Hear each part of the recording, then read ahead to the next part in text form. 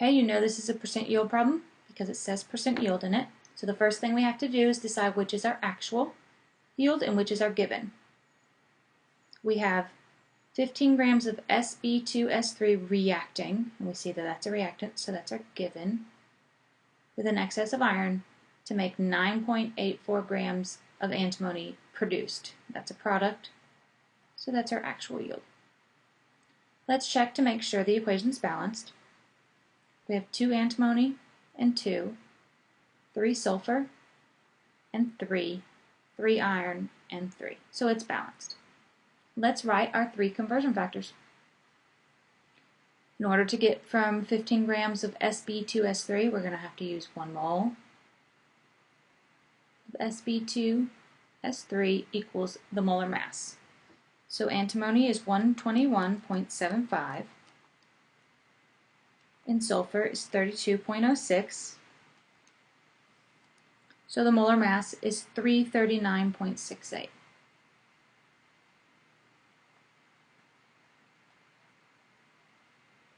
Sb2S3. In order to get 2 grams of antimony, we're going to need to know 1 mole of antimony equals 121.75 grams of antimony. And in order to get between these 2 compounds, we're going to need to use our mole ratio. And our balance equation says for every 1 mole of Sb2S3 that reacts, 2 moles of Sb are produced. So now we have our dimensional analysis.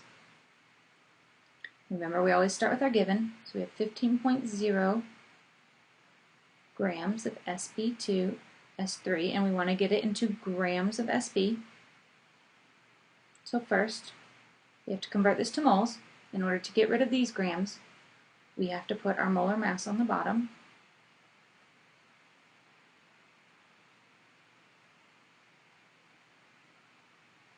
And 1 mole on top. Grams cancels out. And you get 0.044159.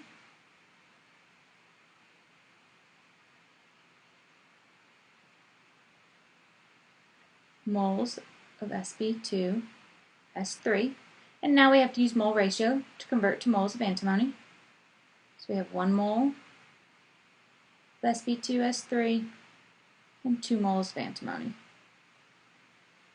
Moles cancels out.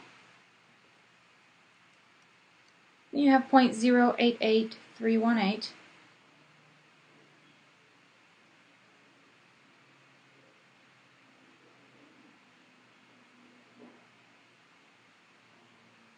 And we have to do molar mass one more time. So 1 mole of antimony is equal to 121.75 grams of antimony. So moles of antimony cancel out. And you get 10.7528. Let's look at significant figures. 3, 5, and 5. So when we round to have 3 significant figures, we get 10.8 grams of antimony as our theoretical yield. So in order to calculate our percent yield, we do actual divided by theoretical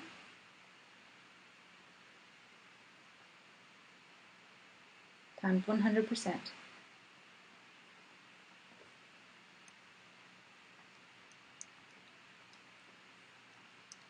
And you get 91.1% when you round to 3 significant figures.